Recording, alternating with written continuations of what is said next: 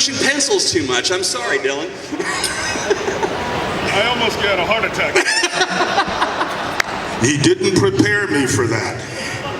It was a game time decision. Yeah, well, Devin, that is not the way to audition for the role, okay? No. I'm telling you, man, I was looking for a guy that looked like you, sounded like you, everything except when you hit the floor just now, I thought, wait a minute, let the stuntmen do that. Let your double do that. Don't do that again. I will not, I promise.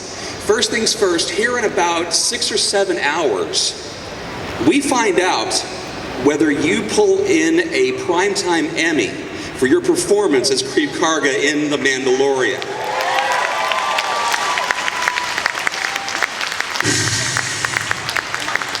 See, there's another setup. You didn't tell me you were going to come up with that one either, because as an actor, as a performer, when you love what you do, as a director, when you love what you do, it's so nice to be acknowledged, to have the work acknowledged. And I've done this for a long time now. I know it's been longer than it's on your watch, believe me. So being acknowledged and recognized for a person who does good work in a particular role is something that we probably all desire and we welcome.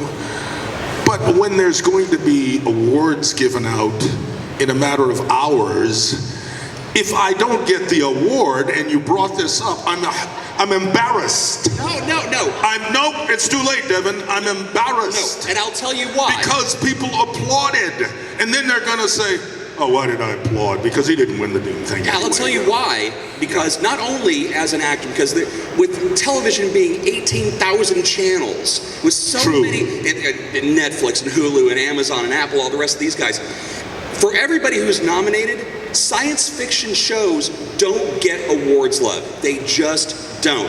To see them, I didn't know that. No, they seriously don't. So knowing that your performance not only was that high of quality, but then it overcomes the ridiculous, stupid award voter handicap being involved in a science fiction show, that really is an amazing feat for you, sir. Thank you, but here we are. Oh. You are truly generous, okay? You really are. And because we're on tape here, I have to say what I'm about to say, and that is, I would not call him ridiculous or stupid, because I'm nominated, okay? So it's kind of, on one hand, you congratulated me and made me feel good, and then if I win the thing, what do you say? That was a dumb, stupid, ridiculous award they gave him. No. I mean this when I say this. The voters really recognized your amazing work. Look at how he's turning it around on us right now. Look at that. It's my job. Look at that. This is a good team because we're fighting already, and we just met. We're going to take the show on the road here. Absolutely. So for tonight, are they setting up like a live stream in the event that once you win and are able to give your acceptance speech? Are they setting up a live stream wherever you're going to be, or are you going to be in the hotel? Man, from your mouth to God's ear. I'm telling you, man. Once I win, he didn't say if you win. He said once you win. Look, no, okay. I wasn't approached about that, and quite honestly, you know, what you're supposed to do is put out good stuff, good vibrations, right? Good wishes. I would like to, but if I don't, I don't. End of story. I mean, I've been at this for coming up 50 years as a professional, so I'm not going to lay down and cry and stop working, you know? Well, I mean, and I'll applaud the person who does win, of course. Who gets the award. Of course. Yeah. Where's the crowd mic sitting at? That's right over there. So if you've got any questions for Carl, please come on over, get queued up. I'd rather have you asking questions. He's done with me already. He's done. I was done with you from the time you hit the floor. I'm aware of that. I'm telling you. And we have that on tape, don't we? I didn't do anything. So when the lawsuit comes around, you're all witnesses. Trust me. I didn't do anything. Your lawsuit has to get in queue from everybody else who's I'm going to in sue queue. you this way. I love that. I do have one urban legend that I either want to hear your comment on, or you can just completely flatly deny it, whatever the case may be. On the set for Predator, Yes. there is a story that Yes. at some point in the production, and you and Arnold hit it off famously, the whole 9 yards, Yes. but a friendly rivalry breaks out over the time when the wake up happens and the first workout hits, because Arnold would famously get up at 6 a.m. His call time's at 9. Would get up at 6 a.m. to start, lifting weights, getting ready, having his protein shake, whatever they're doing in '87. You find this out, and you start getting up earlier than him to be the first person on set doing your workout. And then Arnold says 5:30, fine, I'll start doing it 5. And it progresses past. I'm curious if there's any truth to this, or if you can give us any clarity on it.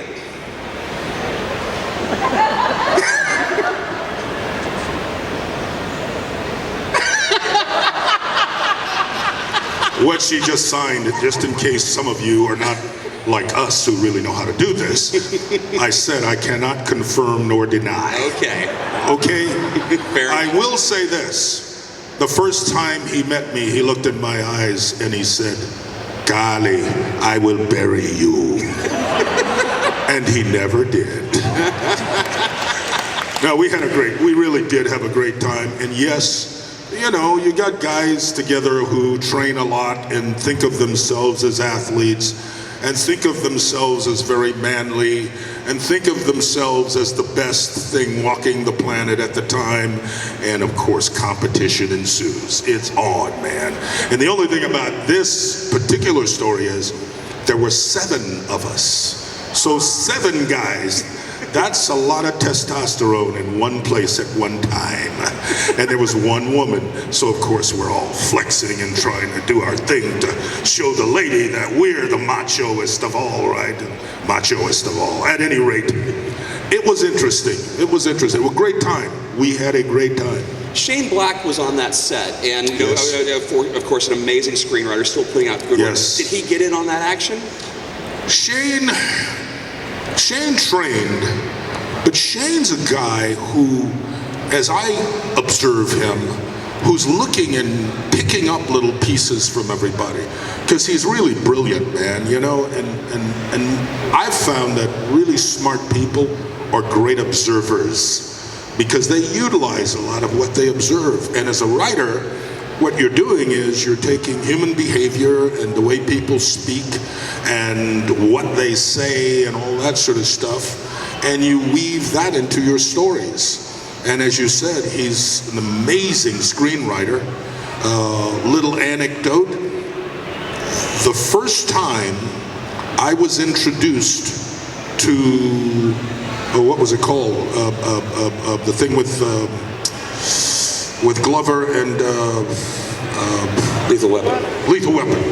First time I was introduced to Lethal Weapon was Joe Silver, the producer of Lethal Weapon, who also produced Predator and many other really successful movies, gave me a script and said, "Read this, tell me what you think."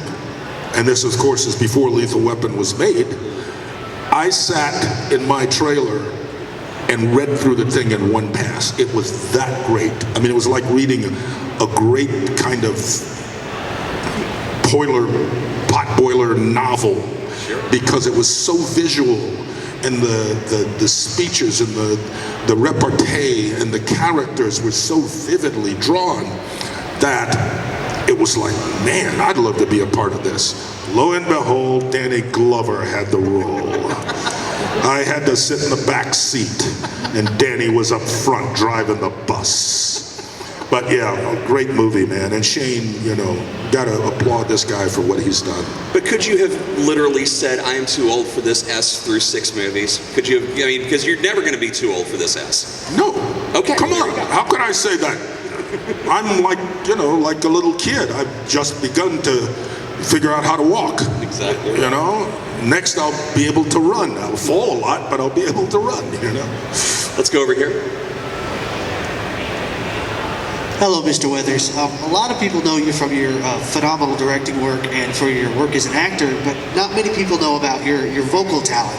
Oh boy, here it goes. This is a setup. Go ahead. You're in Mortal Kombat, man. I mean, come on.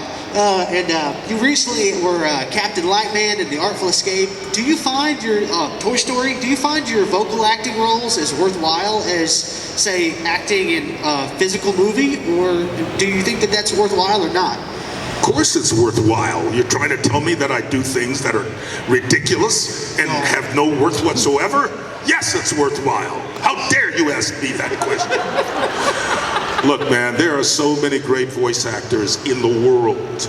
And every once in a while, you know, somebody hands you a script, and when my agents hand me something that I really like, I'm on, you know. The only question is, so what are they going to pay me to do this, right?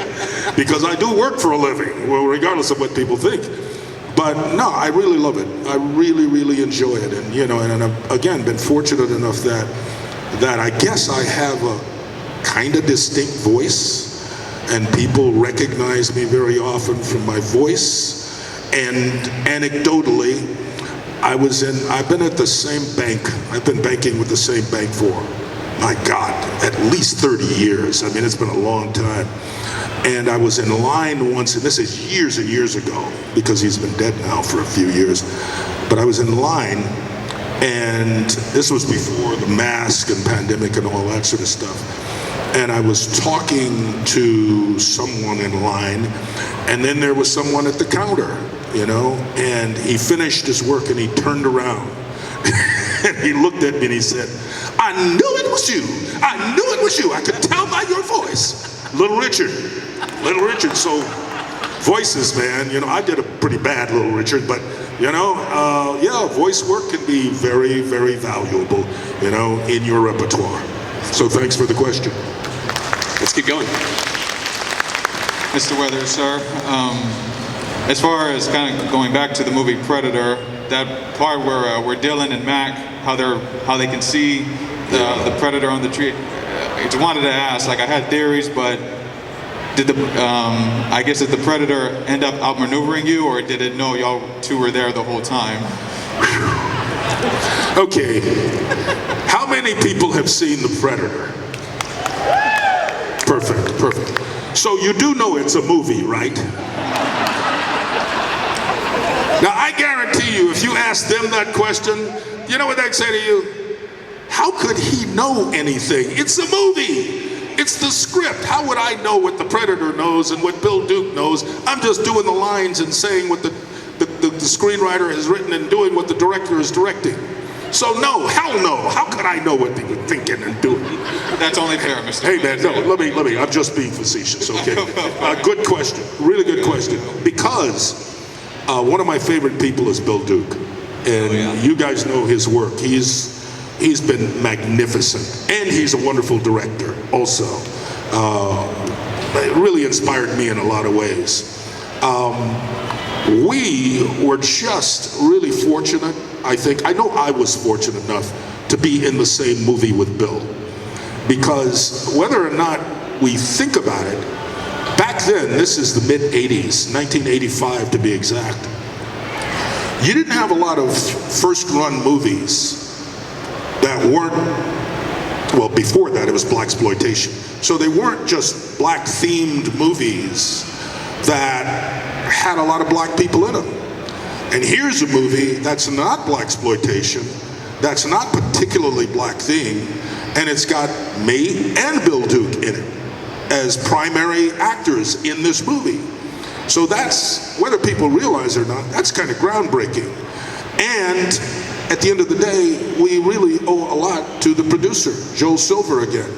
You know, that madman who came up with, let's cast these guys in this movie. And working with Bill, along with all the others. You mentioned Shane, you know. Jesse Ventura, of course Arnold. I mean, the entire cast, you know. Just an incredible group of guys to go through that process with. So in that particular scene, what I really love about it is not only is it directed well as the movie is, John McTiernan, applause, applause, applause. Wonderful director. Wonderful director. One of the best I've ever worked with. Directed that in such a way because we never saw the Predator. There was no Predator when we were shooting this. It was all the old, oh, he's moving there and he's moving here and there's a red light up there and you followed it with your eyes, right?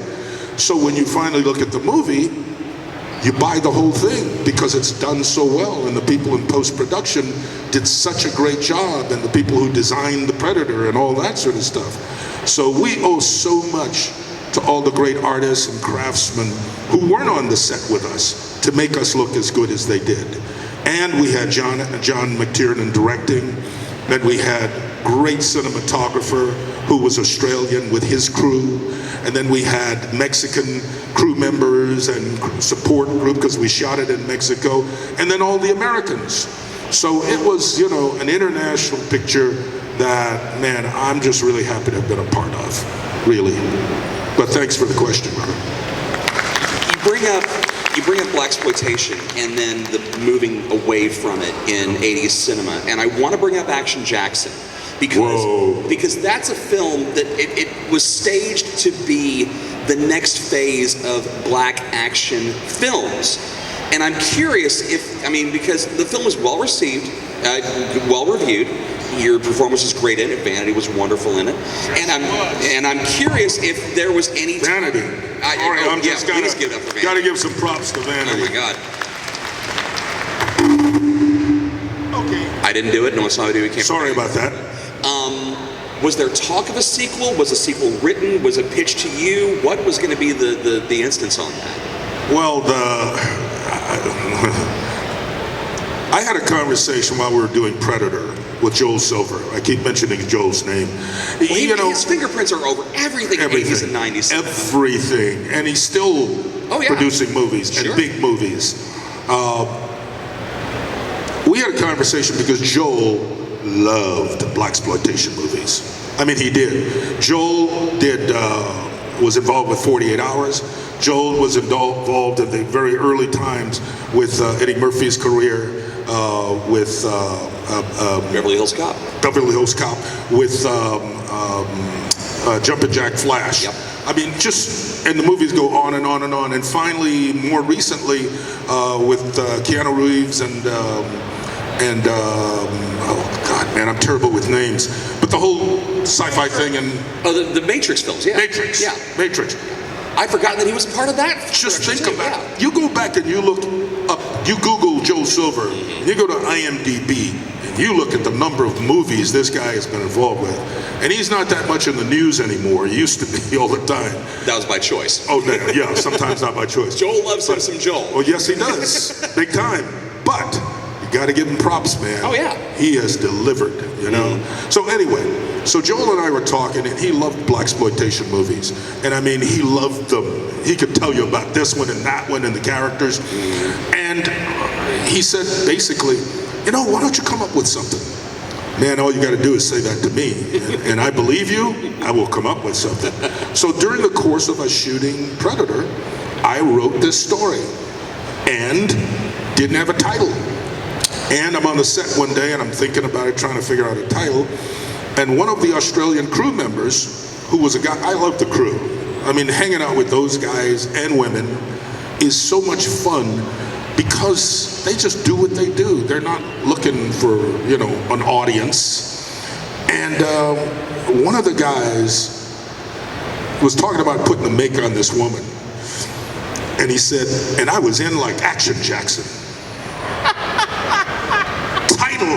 Action Jackson.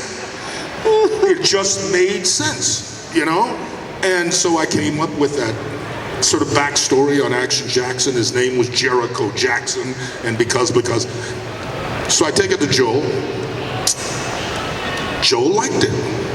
But he handed it off to another writer, a guy named Rob Renault, who was a member of these writers in this group. And they did their work at a place called The Pad. And one of those writers was Shane Black. So Shane introduced Joel to Rob. Rob writes the screenplay. I never get any credit at all. But within a year. At the time, I was under contract to Lorimar, and Lorimar was really, interesting studio. There's a whole history there with that. And Bernie Brillstein was actually running it at the time, and Bernie greenlit it. And I was there really under a contract to do TV. Bernie greenlit the movie, we made it within a year, and bang, the rest is history. That's Action Jackson, how it came about. But did you ever want to go revisit that character? Oh, I wanted to. Yeah. But what happened was Lorimar sold to Warner Brothers. Oh. Warner Brothers at the time had, what's his name? We don't see him anymore. But he did a lot of sort of martial arts kind of stuff back then. And what is his name? Actor. At any rate, they were trying to do sort of franchises with him. And I think they didn't want any competition in that area.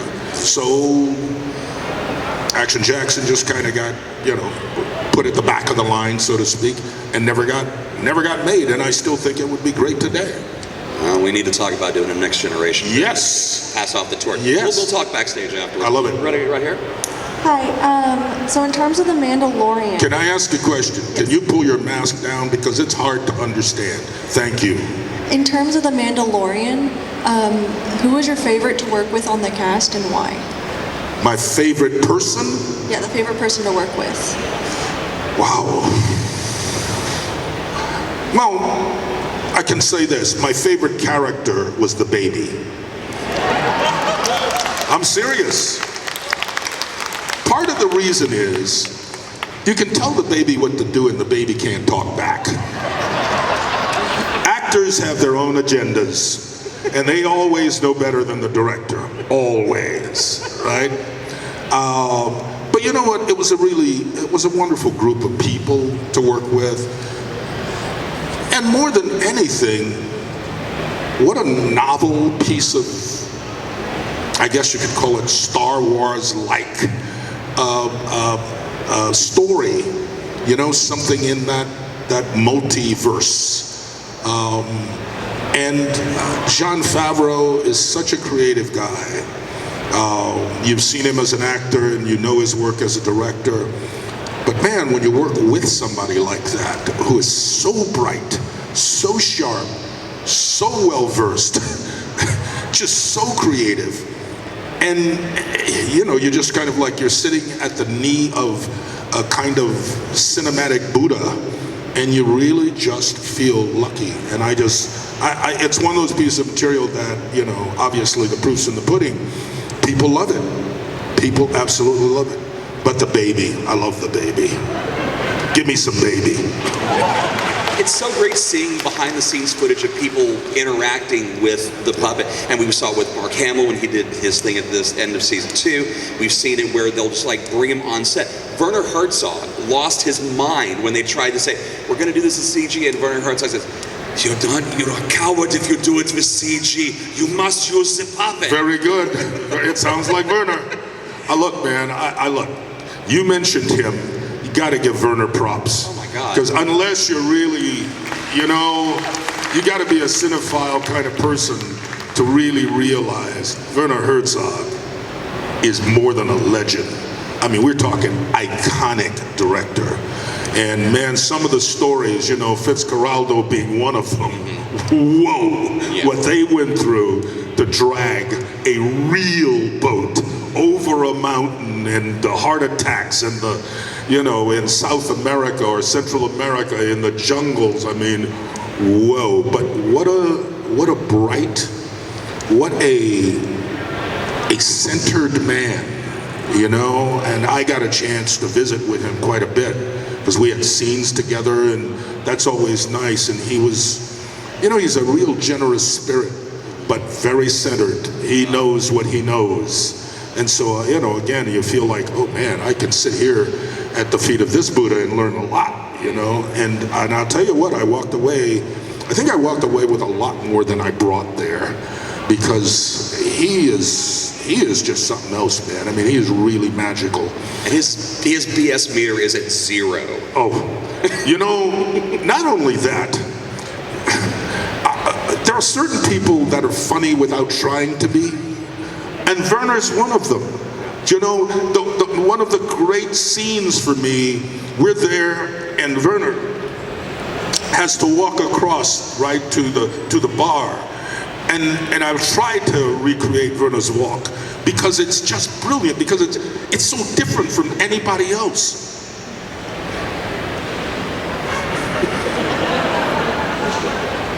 And he's a great director. You want to say, Werner, people don't walk like that. But he is so unique because he does walk like that. And that to me is just the mark of genius. When you know something about yourself that you're so at ease with, and other people may have comments on it or try to correct you on something. No, with Werner, what you really do is you walk away saying, boy, did I just learn something. I learned really how to be the best at what I do by being what I do. You know, being present in that. Absolutely, completely present. Yeah, he's amazing. Amazing. Right over here. Okay, so first off, thank you for everything that you do. You're amazing. Okay, so thank you very much for that compliment. Okay, so so you've been in movies, you've been in Rocky, you've been in Predator, but then you go and you do movies like Happy Gilmore or mine and my father's favorite, and this is if you don't know this movie, go see it, Sasquatch Gang. Oh my God, man! Yes. One of the guys that acted in that I went to high school with, and I had acted with him on stage before too. So it was nice seeing him. But then I was like, oh, it's Carl Weathers. That's cool. Anyway, the question is do you prefer doing the comedy movies or do you prefer the action movies? Which is your favorite to do? Good question, man. The truth is, I prefer good movies. You know, if it's a role that's really a good role and it's challenging in its own way, and you have good people that you're going to be working with, sometimes you don't know who you're going to be working with. But other times you just trust, you know, and if the role feels right, it's like clothing. You feel like, you know what, I can wear this. I can feel good in this, you know, and then you put it on and you go, yeah, this feels like me. Now, as out there as Sasquatch Dumpling Gang is, some of the people that were involved, man, those people did some really good work over the years, you know, and Justin Long was in it, and so there were really interesting people in it, you know, and there's no preference again. I mean, you know, who knew Rocky was going to be what Rocky turned out to be? Who knew Predator was going to be what Predator turned out to be? Who knew Action Jackson? I mean, you don't know at the time. You do the best work you can. You put it out there and put it in front of audiences. And of course, you want them to love it. You want them to really appreciate it. And you want them to spend their hard-earned cash to go see it or spend their time in front of the television watching it. But there's no preference. You know, at the end of the day, when you mention the titles and you enjoyed it, there's the biggest payoff, because it gives me an opportunity maybe to do something else, you know? But thank you, man. Thank you for the question. And he brought up Happy Gilmore, which was the first, I mean, because all of your roles, you were extremely lucky to get material to where it would show a little bit of humor into it, whether it was a darker role like Force 10 from Navarone, or even Rocky, you know, the sparring on camera before the fight starts, the rest of it, where he's not taking it seriously and the rest of it. But Happy Gilmore was the first time where I remember turning to my friend who was at the theater with me, and I said, Carl Weathers can do big, broad comedy, and he should have been doing this a lot sooner. They should have been offering him more roles like this. And I'm curious what you were thinking when you were reading the script, going, this is a golf pro with a fake hand, and what the hell am I going to do with this? Or I'm curious what your reaction was when you're reading through the script on it. You know, I mentioned Bernie Brillstein earlier. Bernie Brillstein was really a force in Hollywood and entertainment. And there's a long story about Bernie that I won't bore you with, but he comes out of a tradition that was out of the old agents in the Catskills. I mean, he'd been around, you know, and He was a mover and shaker in quote unquote Hollywood, and he was involved with Happy Gilmore because of Adam Sandler and Saturday Night Live. And Bernie was basically, from my understanding, a part of the Saturday Night Live group who got all that together, right? He and Lauren. And Bernie was the reason I was on Saturday Night Live as a host.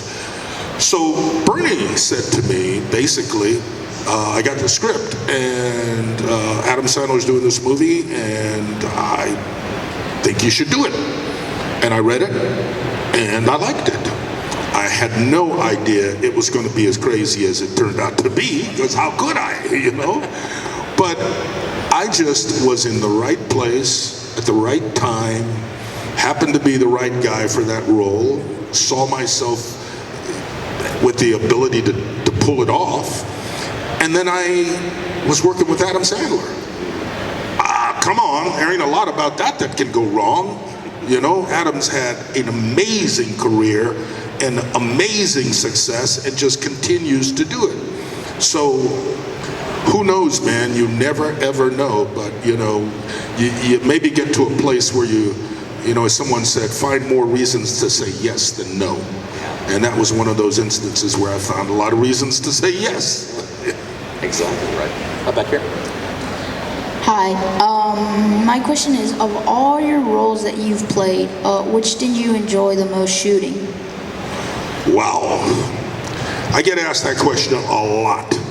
And usually, I'm very curt and abrupt with my answer. But because you're as young as you are, I'm not going to be. I'm going to be very respectful because you come across as a very intelligent young guy. I don't care which one I do as long as you, after I've done it, care. If you like them, I'm happy. Doesn't matter, man. My desire is just to really do great work, to be there completely at the time that we do it, and hopefully find something in that character that I maybe didn't find in another character, a previous character, so that you don't say, oh, he just always does the same thing. He always plays himself. Now, of course, every actor plays himself to a certain degree, but how can you find nuance? Because in each one of us, there are all kinds of pieces to this puzzle, you know, and which one can you surface and put some light on and showcase today that you couldn't yesterday, you know? So thanks for the question, buddy, and hopefully that answered it. Yes? He's already sat down. He's right over here. This guy's already sat down. So tell me something. I got to ask you a question now. Did your father tell you to ask that question? I knew it. I knew it. Set up. You know how I knew it? Because he asked me the question earlier at the table, and I refused to answer it. Well done, sir. Well done. Always send the little one, because if they beat up on him, then they really look like a schmuck, right? I could beat up on you and everybody say, okay, it's all forgiven. Oh, very cool. Thank you, thank you. Go ahead. Hello. I got first to say I love you as Greef, Karga, and the Mandalorian. Me and my friends still do your Mando line. Mando! Consistently, because we love it. But I wanted to say, when you were directing your episode of season 2, which was brilliant, by the way, wasn't it? It was. Okay. Just wanted to get that out there on the table. You were on screen, so it was, of course. But how does it feel to be tied to now with the t-shirt guy in the background of one of the scenes? How does it feel to be tied to the zeitgeist of Star Wars behind the scenes mistakes? Okay, so... In a good way. So wait a minute. How many people in this audience know what he's talking about with it? Oh my God, okay. They're all tied in. They're here for it. Clearly, there's no question about it. Well, first of all, let me say this. I had no idea about this t-shirt guy until I saw this online, okay? I saw a picture. I'm not even sure that actually was true. That could have been photoshopped in there. So all you right? didn't see it in dailies, you didn't see it No, in... I didn't watch any dailies. Come on, man. We're moving so fast. How do you have a chance to watch dailies? No, here's the great thing about today about directing. You've got a monitor right there. So you can see and you can make choices as you go along. And you've got the DP and you've got other people watching the monitor, you know?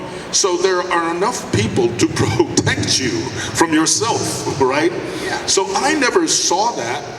And at the end of the day, what movie doesn't have glitches and mistakes and bogeys in the background and all kinds of stuff that shouldn't be there? The best thing I can tell you honestly about being a part of it really is, it feels fresh and new.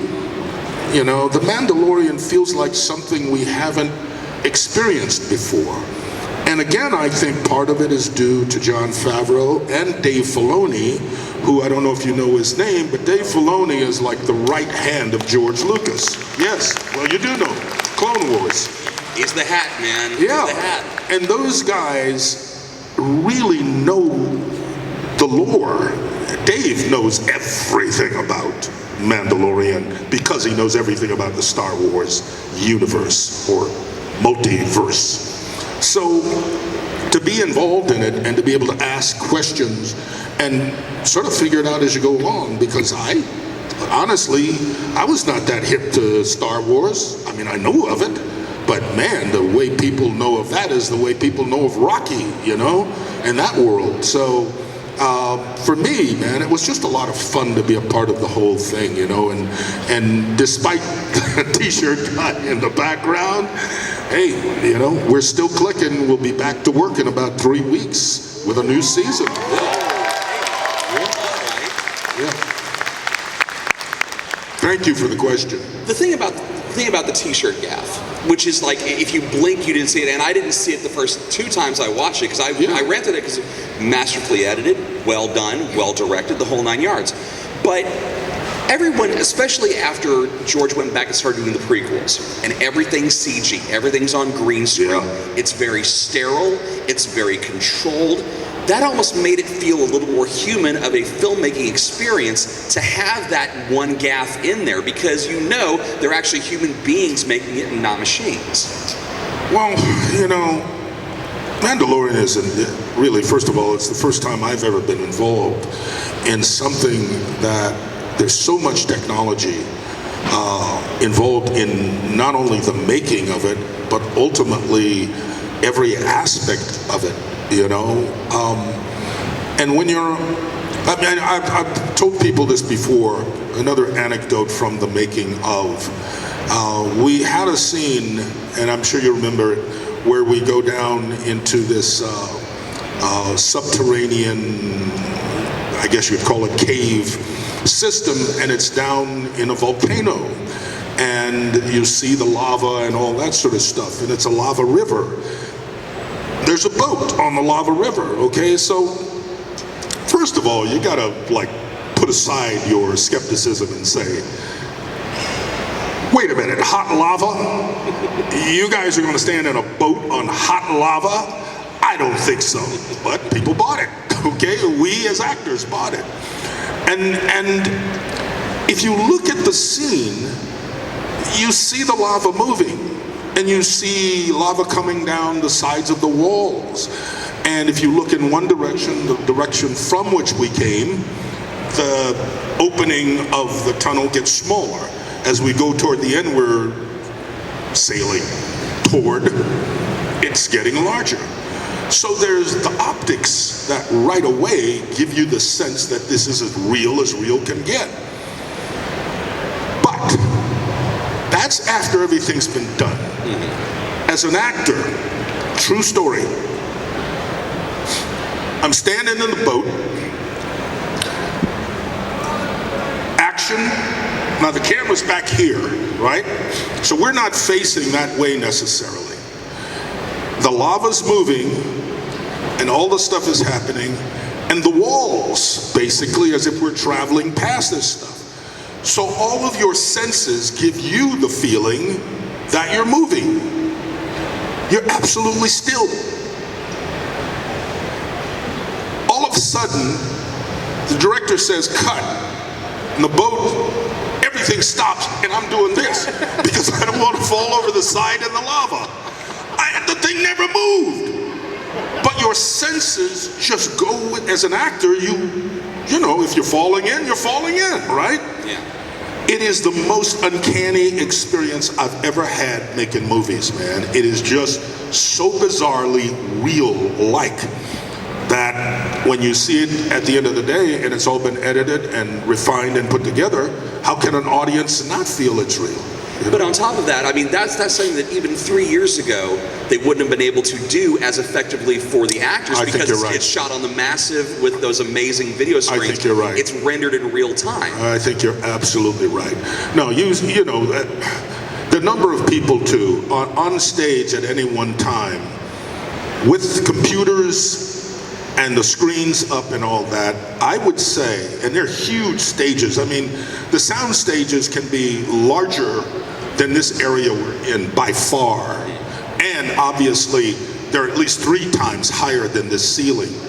And you've got projected on all around you 360 degrees, except for a small opening that looks like wherever you are. So if you were in an open desert and the sun's back there, I mean, it looks like, man, you could walk for 1,000,000 miles before you get to where that is, the horizon, when it's not. It just, the illusion is that sharp.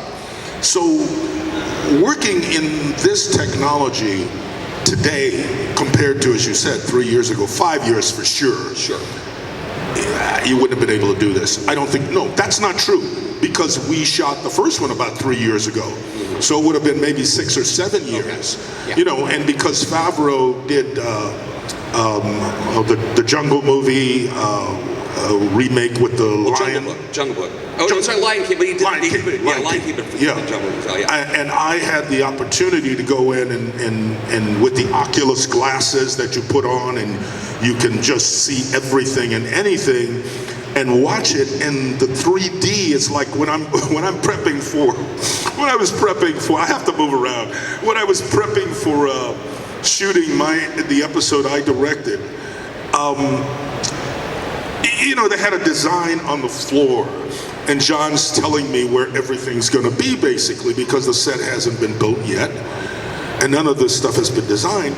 And it would be like walking to the edge here and looking over the edge and down where our I guess our airboat or whatever we call those things, where we were flying through the canyons, it looks like it's a mile down.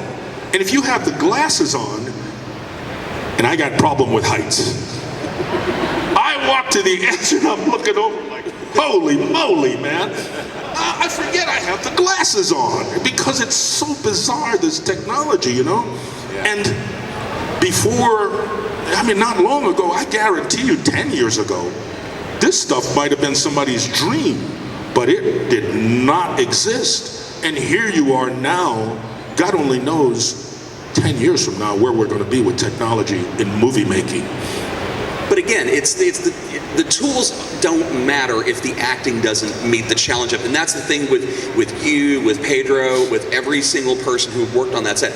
Everything has that feel of realism to it, and that's the whole trick to it. Now, I agree to a point, because no, here's why, Devin, and I'm not, you know, I'm not being contrary to be contrary. If the script, yes, if the writing does not give you the opportunity, because you can have the best actors that have ever walked the planet. You can have the best director that you can get at the time. Man, if those words on the page in that story does not convey something that we all can relate to and buy and get to experience, doesn't matter. So that script, and yeah, to writers, because it's a good reminder. It's a really good reminder. What we do in our culture is we applaud the so-called celebrities that we see on screen. or the people who front the band, or the artist who does whatever, the architect who does whatever. The people who are out front, we applaud those people, and that's cool, because I love applause, okay? But some of the people you never meet or really hear from are the people who write these great stories. You know, I mean, you look at some of the writers from Tennessee Williams to James Baldwin to Truman Capote to you name it, Shakespeare, Moliere, you name it, you know. Without them, who cares? Who cares what kind of camera you're, working with? Who cares how many actors you have? Who cares who the director is? Who cares how beautiful the set is? It doesn't matter, because you gotta have a great story that's being told. And that story has to be one that we can relate to as human beings. So no matter what you read and see about the so-called celebrities, if you're at all interested in the movie business, there are so many positions to be filled that aren't about standing in front of the camera saying lines. There are camera operators, there are people who are scene designers, there are wardrobe people who run the department, who help design the look of the show. There are makeup and hair artists who do all that stuff. There are casting people who that's their job, to find the best actors for the roles. And then you've got producers. You've got so many people, and I've only mentioned a handful of them. There are a lot of people that you come in contact with. There are people who build the sets. If there's a job that you want in the movie business, I guarantee you, you can develop yourself in a way that you can have a career. So if you have children, friends, enemies, acquaintances, whatever, there's a place. There is a place in the movie and television business. So don't forget it, man. It's important, because we need all of that talent. We really do. That's how we get a chance to shine. So I really hate the fact that most of the movies you see, oh yeah, please, everybody. The reason those credits are so long at the end of the movie is because every single person on there contributed in a certain way. And I hate the fact that if you're watching it on a network, it's scrunched down and it's sped up. They speed it up. It's a crime. They speed it up like 3 and 4 times. And I will tell you this, I believe the only reason it happens is because whoever the union is for all those people, it's just not strong enough to demand, because they are so important to the industry.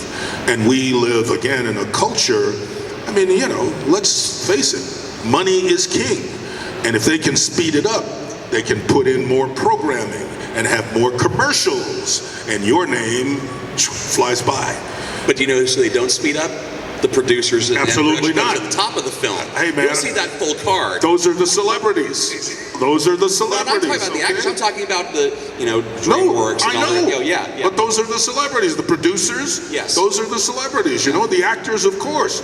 But cinematographer, executive producer, they're not going to speed by those. But when it comes to the crew, I mean, you've missed it already. I hate this fact because I apologize that they already got rid of them. We've run out of time, and I could spend 3 hours talking, because we didn't even touch on Force 10. I could spend 3 hours being with you. Thank you so much.